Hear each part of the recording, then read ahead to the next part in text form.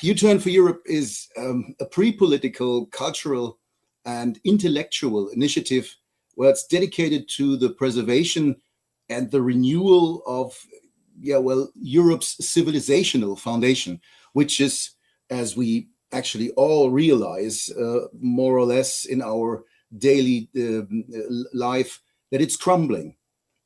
And we believe that Europe is just more than just a geographical or geopolitical space, as many people do say in these days, or a market or a political structure. Europe is first and foremost our civilization. And if we stick with Kemal Atatürk, it might be the only civilization. And it is shaped by centuries of history, culture, philosophy, Christianity, which was the binding force within all our nations. And I think this project was just simply created in a response of this growing cultural and spiritual crisis across our continent.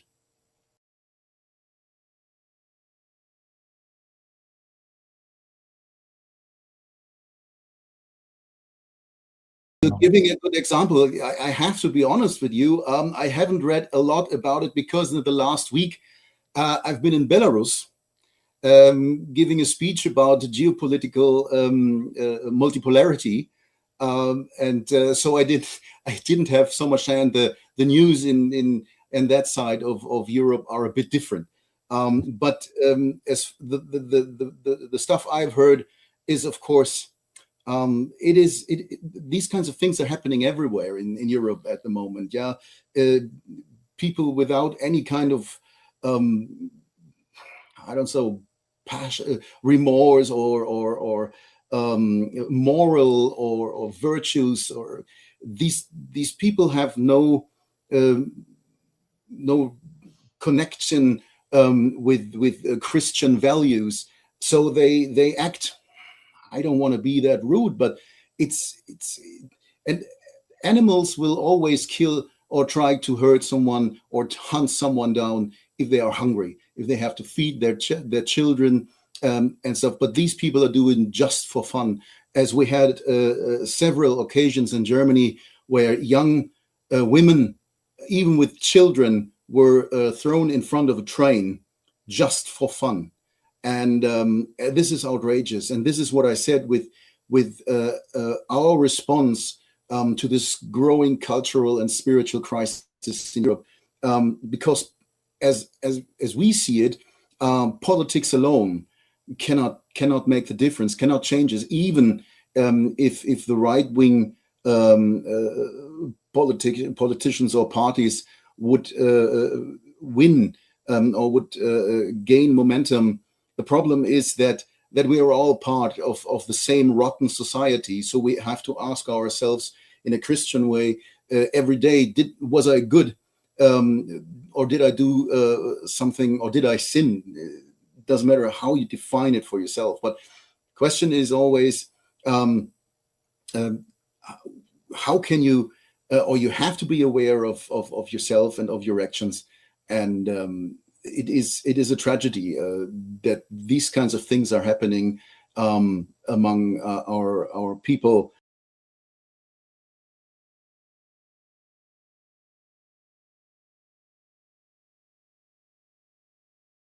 Europe is facing this political, and not only a political and economical challenge, but, as I said, a profound crisis of its own identity, of values, of virtues that are just simply gone, not only by the people who come here, which they don't have, but also the society, the system, the media, the politicians, everything is forced to take away all these things, our taking away our identity, to make us a homogeneous mass, to follow their orders, their rules without thinking.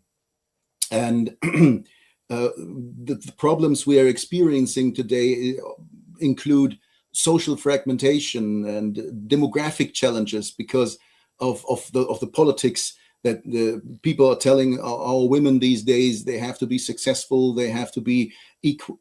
not equal with man, of course equal with man, but not doing the same things as the man is doing, because as we all know, at least if you still have common sense left, there's only one individual, one human being on this planet that can have kids, children, and that is the woman. Yeah, this is the women that can have the children and not the man. So there must be a kind of a difference between these people and what they are doing. But this is exactly what they're trying to take away from us, to make everything equal, which is the satanic. You use the word, and I think it is kind of satanic, and that's also the reason why we need a U-turn, 180 degrees turn for Europe regarding our cultural identity, regarding our virtues, our values, which are taken away from us, and the problem is, if you observe this, and I've observed it for a very long time, Europeans are losing their contact with their own history, with their own traditions, with their, just as I said, values and their civilizational heritage. And a society that no longer understands its own foundations gradually but steadily loses the ability to defend themselves. And it becomes vulnerable to these kinds of ideologies, of these fashions, of this political manipulation, what we just mentioned earlier before. And it all ends in a cultural disorientation. And for decades, actually, Europe has focused primarily on economics and on administratives and making money and business, while actually of identity and long-term civilizational continuity. And yet no civilization can actually survive indefinitely without a clear understanding of who it is, and about the understanding of the forefathers, of their struggles. And this is why U-turn for Europe is important today, because we seek to address not merely the symptoms, but the deeper cause of Europe's current crisis by promoting cultural renewal, historical awareness, and the renewed sense of civilizational responsibility. We are responsible not for the past, but for the future. But that is the fact that our responsibility for our children should be enough to let us start thinking of what we are actually doing here. But some people do need a kind of a reminder, and the main reason for U-turn for Europe is really to reroute our people, to show them how beautiful this European civilization was, and how it can be if we have the might, and if we are bold enough to really work on this U-turn. It is an emotional thing, actually, because it concerns all of us, and it concerns all of our nations, and all of our future.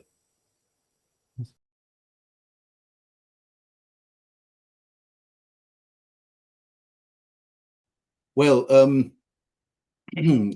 short-term goals are, first of all, to create a strong international network of individuals, of organizations, finding, of course, new members for our support association, because U-turn for Europe at the moment is an association, but we want to create a foundation which has several advantages. But that might go too far at this point. But we also want to find artists and activists who share this common concern for Europe and its cultural future, because the main point is that we are pre-political. We don't want to make political statements and go and support a certain party or something, because this is, for us, it is too short-sighted, because there's much more at stake as any kind of political ideology. Here, Europe's is at stake, and that is more precious than anything else. So at the moment, we are currently focusing on conferences like the one we had in Vienna, the conference on values. We are focusing on publications. We are just releasing next week. We're going to release a brochure about remigration, but in a different context, because when we see remigration is always a bit black and white. You are pro remigration or you are against remigration, but nobody asks the question why we need remigration. Of course, then you can say, yeah, we have this mass migration, which is a matter of fact. But why do we have this mass migration? Who is responsible for this mass migration? And then again, who is responsible for the responsible people who are responsible for mass migration? So you see, what we are doing is we go step by step deeper and ask for, and we always ask, why is it so? Because then finally, at a certain point, you find the truth. Yeah? And the truth is that we only need remigration, for example, because we lost our cultural continuity, we lost our roots, we lost our self-respect. Because people who have self-respect, who have a certain standing, they would never accept politicians like we have in these days. Yeah, and that is things we are doing at the moment. We have educational initiatives, like we're trying to establish places for young people all over Europe, in major cities or in cities where we say, okay, we find supporters, where we create libraries, where we create places where young people can meet, where they can learn classical music instruments, where we can discuss and teach them about history, about geopolitics or other aspects. When geopolitics is my thing, but we give them the opportunity to learn, because there's something that's not happening in these days, because the educational level in Europe is lowered year by year, and nobody really realizes this anymore, except for the old people, and like maybe you and me, who are aware of all these things. And our recent conference in Vienna was an important first step also in this progress, just bringing together participants from various nations, not to only discuss the challenges that Europe is facing, but also find solutions. Because this is also a very, very huge focus for U-Turn for Europe, because I've been in politics for more than 20 years, and I've worked in the German federal parliament for 5 years, and I'm a district council and a city council, and so yes, and I know how politics works. And as a matter of fact, as I said, politics alone will not make a change. It will not rescue and save Europe from its decline. But finding real solutions and see, okay, what can we do? And even if it's just, for example, creating spaces for young people, creating a remigration brochure which goes deeper into the question why we need remigration, to give the people more arguments. So if they start an argument with someone, you always have this remigration sucks, remigration is bad, you're a racist or whatever, and the people are looking for good arguments how they can defend them, and this is what we deliver. We have for U-Turn for Europe is attached, or it is the same thing more or less, had also a think tank where we find these solutions we talk about, and we analyze certain geopolitical aspects or societal aspects and so on. And we give, as I said, for the example with remigration, we give them this brochure, which is indeed something very unique, because nobody, and this is kind of funny actually when you think about it. The term remigration exists for quite some time now, but nobody really tried to set remigration into the context of our European degeneration of values or the degeneration of virtues.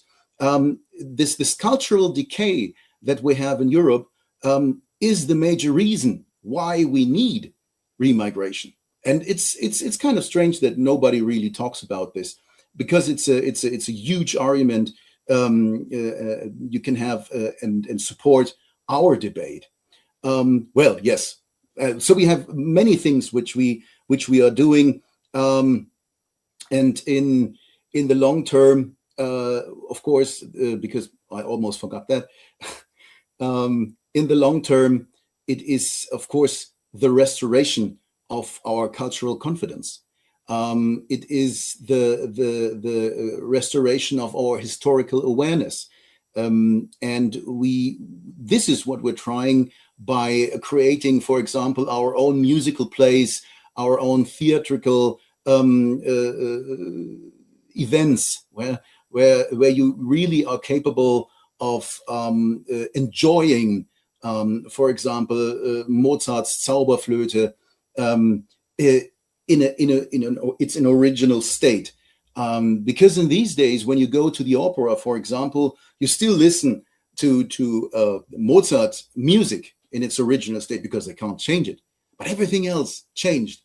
The actors look like zombies. They jump like Satanists on the stage, and you really are afraid that you have to call the exorcists because you don't know anymore what's really happening.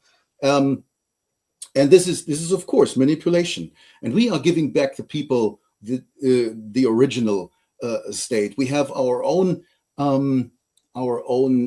musical play what we are creating, and we hope we're going to finish it in the end of the year. It's called Ode to Europe, and we will have an audio-visual, let's say, play with music.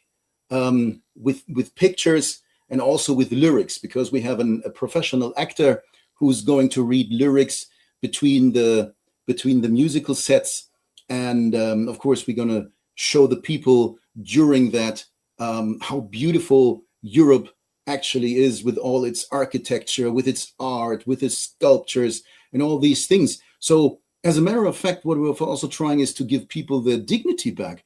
There's no need to feel guilt or shame for being a white European.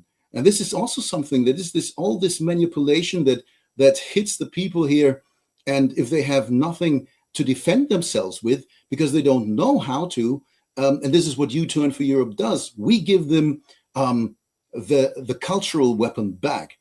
And sorry to say that, but culture is our the strongest weapon, and it is a weapon with unlimited ammunition.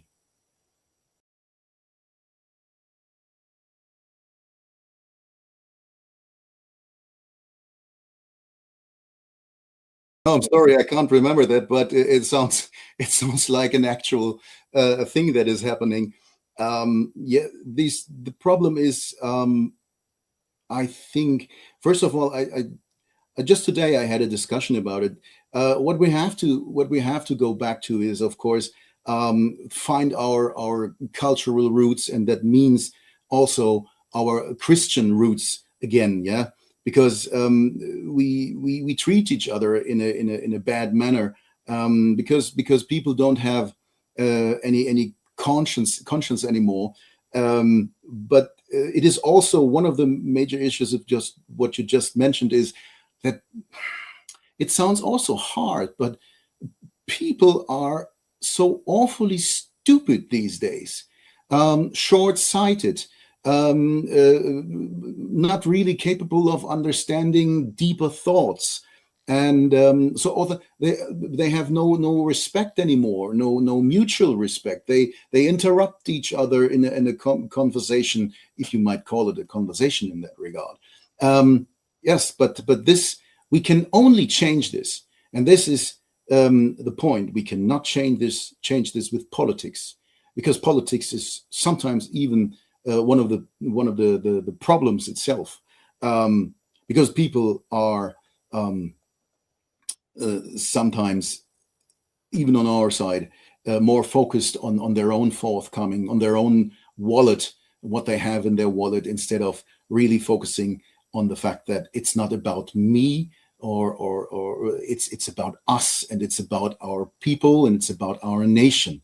And I'm just merely a pawn, or maybe a tool for recreating what was once a great nation.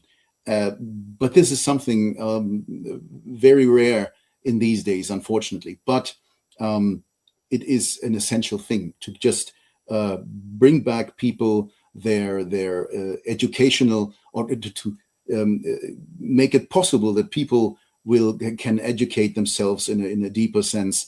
That young people, we have to create ourselves our own new politicians, because I think that you need. The funny thing is, I don't know if it is in Bulgaria, but in Germany, you don't have to learn anything. Yeah, you can be the biggest moron, but if you think you want a candidate for the federal parliament, you just go for it. Your party puts you on the list, and then you are suddenly sitting in a position where you receive 15,000 euros a month. And you make decisions, maybe if you're not in the opposition, you make decisions that dictates the people how they live. But as a matter of fact, you are actually nothing. You are dumb as bread, but you are in the position. And this is something that cannot happen. You need to have a qualification as a politician. And the qualification is also to be culturally rooted, to be morally rooted, and to have an education, to have a degree, and to have at least worked a couple of years in society. Otherwise, I don't see anything good which comes out of a politician like that.